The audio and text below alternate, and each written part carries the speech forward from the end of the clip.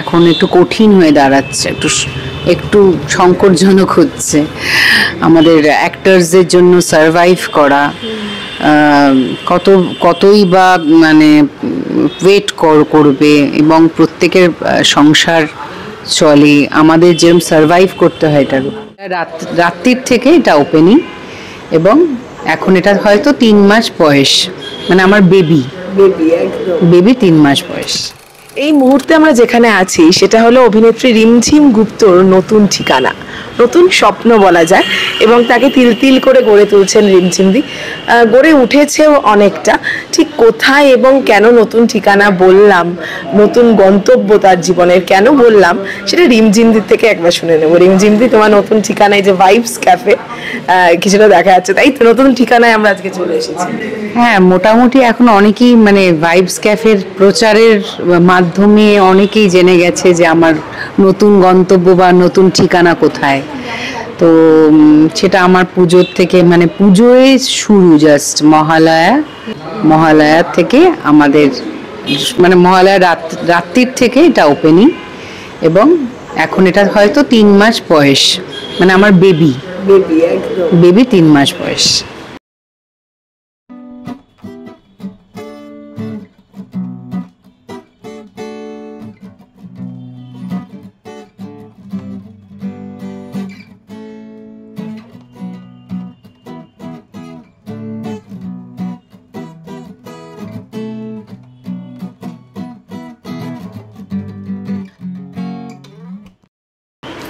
এই যে একটা সময় থাকে, দেখবে আমাদের তো অনেক সময় ভাবনা থাকে আমরা নতুন কিছু করবো, একটা করার পাশাপাশি আরেকটা করতে হবে, কিন্তু একটা সময় দরকার হয় যে সময় হবে। তোমার কি নিজেই এবার অনেকদিন থেকেই ভাবছিলে এবার না করতেই হবে, নাকি হঠাৎ করেই করলে, কোনটা? অ্যাকচুয়ালি এটা আমার প্রথম কথা আমার হাজবেন্ডের। তো আমাদের দুজনেরই চিন্তা ভাবনা ছিল একটা কিছু করতে হবে, কারণ আমাদের প্রফেশনটা তো প্রত্যেকেই জানে যে কাজ থাকে না, তুমি তো সেটা ভালো করেই জানো। উই আর ফ্রিল্যান্সার্স, তো সিকিউরড কিছু একটা ভাবতে হবে। তো অনেক কিছু ভেবেছিলাম, সাইড বাই সাইড অনেকেই ভাবছে, আমাদের অনেক অ্যাক্টার্সরাই এখন বিজনেসের মধ্যে ঢুকেছে, তো আমরা কি করি। তো আমার কাছে সবসময় মনে হয় ফুড ইজ অলওয়েজ সবসময় মানুষের সব ফুডের বিষয়ে সব জায়গায় এক্সপ্লোর করার ব্যাপার থাকে, food is never ending. So আর আমার হাজব্যান্ড ভীষণ ভালো রান্না করে, সব সময় ওর খাবারের প্রতি আগ্রহ, বিভিন্ন খাবার রান্না করা, বাড়িতে করা, মানে আমার থেকে বেশি ওর ছোট থেকে হোটেল ম্যানেজমেন্ট করার ইচ্ছে ছিল। আচ্ছা। তো কোনো কারণে এখন আমি আমার শ্বশুরমশাইকে নিয়ে বলবো না, শ্বশুরমশাই হোটেল ম্যানেজমেন্ট বিষয়টাকে খুব একটা কি হোটেল ম্যানেজমেন্ট মানে আগেকার দিনের মানুষ বলে ওনার মনে হয়েছিল। কিন্তু যেহেতু খাবারের প্রতি আগ্রহটা আমি দেখেছি, সেজন্য আমার প্রথমে আমার শখের জায়গাটাকে করতে চেয়েছিল, সেটা হচ্ছে বিউটি পার্লার। আমার ভীষণ ইন্টারেস্ট, কিন্তু আমি ফুড বিষয় ভেবেছি, কারণ আমি কতটুকুনি থাকতে পারবো না থাকতে পারবো, আমার হাজব্যান্ড অনেক বেশি থাকতে পারবে। তো নীলাঞ্জনের যেহেতু ফুডের প্রতি আগ্রহ এবং আমিও খেতে ভালোবাসি, আমারও যে খাবার রান্না করা বা খাবারের জিনিসের প্রতি আগ্রহ না তা না, কিন্তু ওর যেহেতু বেশি, সেই জন্য এটা নিয়ে আমরা ভেবেছি। এবং ক্যাফে ইজ আ প্লেস যেখানে মানুষ আড্ডা দেয়। একদম। এই যে তুমি আমি অলরেডি আমরা আড্ডা দিচ্ছিলাম, সঙ্গে আমার হানি জিঞ্জার টি, যেটা দারুণ খেতে। হ্যাঁ, তো সেই জন্য এই আড্ডার গন্তব্যের জায়গা, কারণ রেস্টুরেন্ট মানেও এখন মানুষ আর রেস্টুরেন্টে কোথায় বসে, সে অর্ডার করায়, অনলাইন অর্ডার নেয়, ক্যাফেতে প্রত্যেকে বসে। এবং আস্তে আস্তে আমরা অনেক কিছুই চিন্তা ভাবনা করছি, অলরেডি গানের বিষয়ে একটা মিউজিক্যাল প্রোগ্রাম করে ফেলেছি। তো এরপর আমরা হ্যাপেনিং প্লেস কালিকাপুরে নতুন হ্যাপেনিং প্লেস, মানে এই ভাইবস ক্যাফে, অনেকেই জানেন। লাস্টে একবার বলে দেবে রিমঝিমদি, কিন্তু রিমঝিমদি যেটা বললে যে এই যে মানে তোমার তো ভালোবাসা, প্রথম ভালোবাসার জায়গা মানে অভিনয়, তাই তো, কিন্তু সেখান থেকে খানিকটা মনটা এখানে দিতে হচ্ছে, সেটা খারাপ লাগার নাকি ওই এনগেজমেন্টটা ভালো লাগার, কোনটা বলবে? ভালো লাগা, যে কোনো এনগেজমেন্টই ভালো লাগা, এটা একটা নতুন কিছু চলছে আমাদের জীবনে, তো খুবই ইন্টারেস্টিং। খুবই ভালো লাগছে। যেরকম আমি অনেক কফির নাম জানতাম না, এখন নতুন নতুন কিছু জানতে পারছি। যেমন এখন আমি খাচ্ছি হচ্ছে ভিয়েতনামিজ কফি। সেই কফিটা একটু খুব নতুনত্ব জিনিস এবং আমার খুব পছন্দের হয়ে গেছে এখন। এটা নিচে একটা মিল্কের ব্যাপার আছে, ওপরে একটা ব্ল্যাক কফির ব্যাপার আছে, দুটো লেয়ারকে একসাথে মিক্স করে it's awesome, but it's cold. ও আচ্ছা, কাইন্ড অফ মঙ্গলের বছর আগুন আগুন বছর ঠান্ডা খাওয়া ভালো। একদম। এই যে নতুন জায়গায় কতটা দায়িত্ব, অনেকটা দায়িত্ব, সেই দায়িত্বটা কেমন লাগছে? মানে অভিনয় দুদিক সামলানো, সব মিলিয়ে। হ্যাঁ, খুবই ভালো লাগছে। আমি শুটিং করতে করতেই ক্যাফেটা শুরু হয়েছিল এবং সত্যি কথা বলতে কাজল নদীর জলে আমি করছিলাম জি বাংলায়।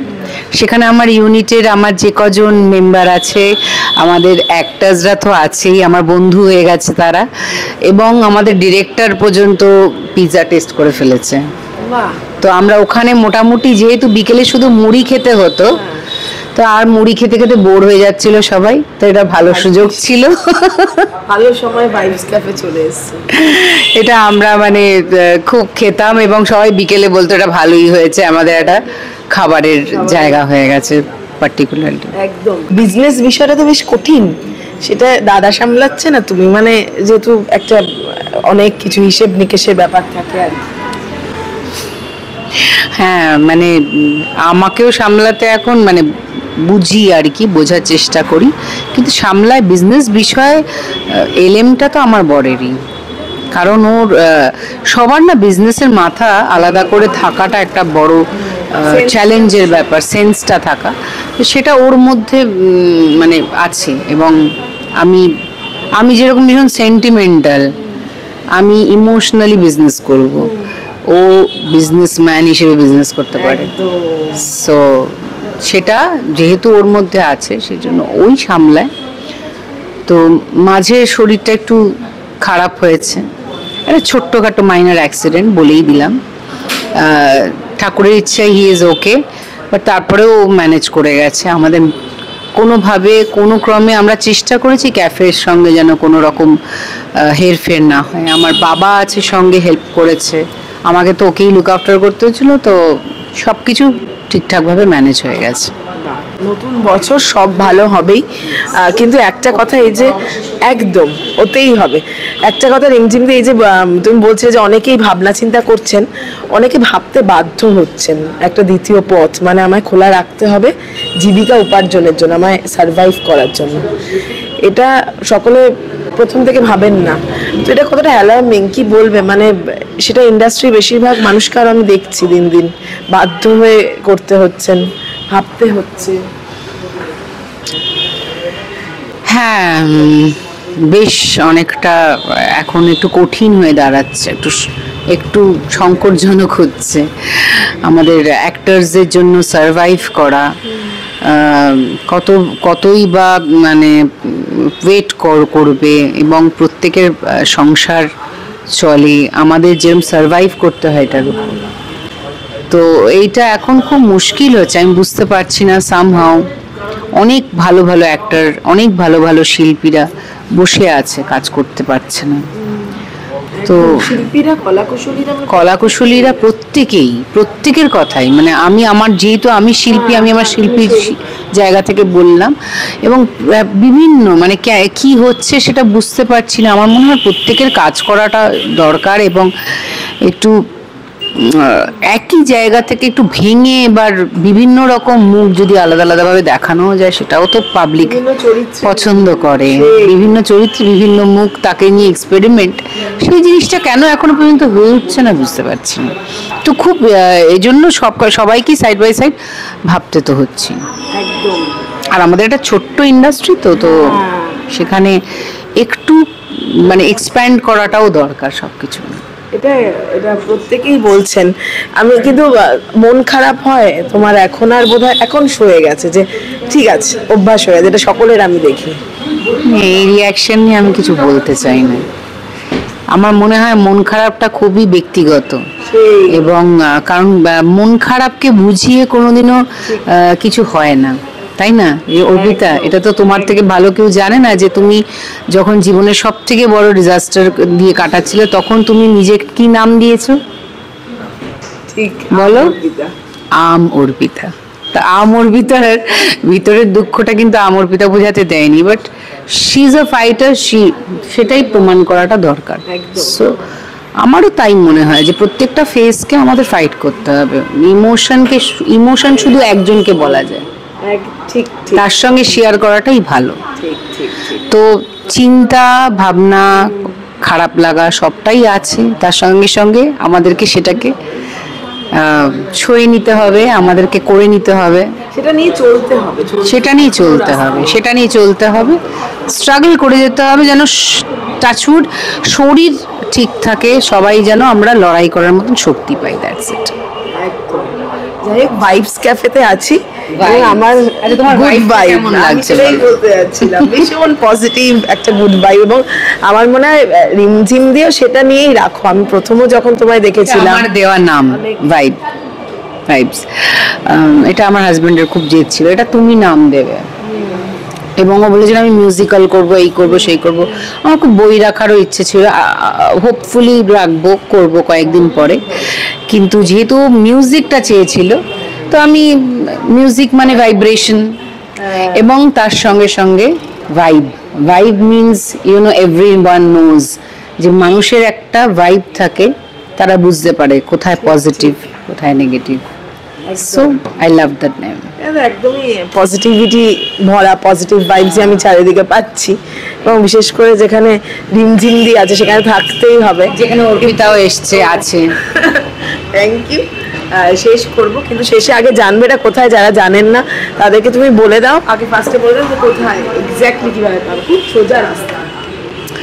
এটা কালিকাপুর অভিসার মল বা স্পেন্সার, কালিকাপুর কানেক্টর, একদম যাদবপুর কানেক্টর থেকে একদম কালিকাপুরের একদম মোড়েই স্পেন্সার, তার পাশেই ভাইবস ক্যাফে। আর এখন ভাইবস গুগলে দিলেই, ভাইবস কালিকাপুর দিলেই চলে আসছে, মোটামুটি আপনারা পেয়ে যাবেন লোকেশন, আর খুব একটা কঠিন নেই। আর রুচিরা অভিষিক্ত সবাই চেনে, তার উল্টো দিকে ওটা একটা সার্ভিস রুট, আর এদিকটা হচ্ছে অভিসার মল, তার পাশেই ভাইবস। একদম রাস্তার ওপরেই, মানে আমরা খুঁজতে হয়নি। আমিও আজকে প্রথমবার এলাম, খুঁজতে হয়নি। যাই হোক, তোমার নতুন সন্তান সে আরো ভালো করে বড় হোক, তাই তো? মানে একদম তুমি যেভাবে চাইছো সেটাই হোক। একদমই তাই। আমাদের মানে আমরা চেষ্টা করব যতটা এই রিজনেবল রাখা, যেটা এখনো আছে, এবং মানুষ আসুক, আমরা আমাদের সার্ভিসের জায়গা থেকেও যেন ভালো করি। একটু প্রথম অনেক রকম অসুবিধা হয়, বাট হ্যাঁ, সেটাতে একটু সময় দিতে হয়। এখন মানুষের কাছে ধৈর্যের ভীষণ অভাব, সে তার ধৈর্যটাকে একটুখানি আমাদের সঙ্গে দিক, আমরাও চেষ্টা করব যতটা সম্ভব। আপনারা একটু ভালোবাসা দেবেন, দ্যাটস ইট। অর্পিতা, তোমার হয়ে আমি সবসময় সবকিছু ভালো পাই। আশা করছি যে আমার ভাইবসও, তুমি এসছো, সব ঠিক তোমার হবে। হয়ে আমি ভালো পাই, ভাইসি ভার্সা। একদম thank you, thank you. New year আমাদের ভালো যাক, আর সব কিছু সবার ভালো হোক, একদম, এটা আমি সব নতুন শুভেচ্ছা ভালো জানাই। হোক। Thank you. Exactly. Thank you, thank you.